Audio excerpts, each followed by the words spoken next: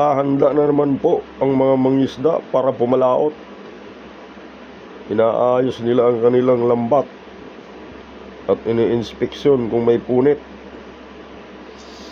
Dito po ito sa Sabang San Jose, Camarines Sur.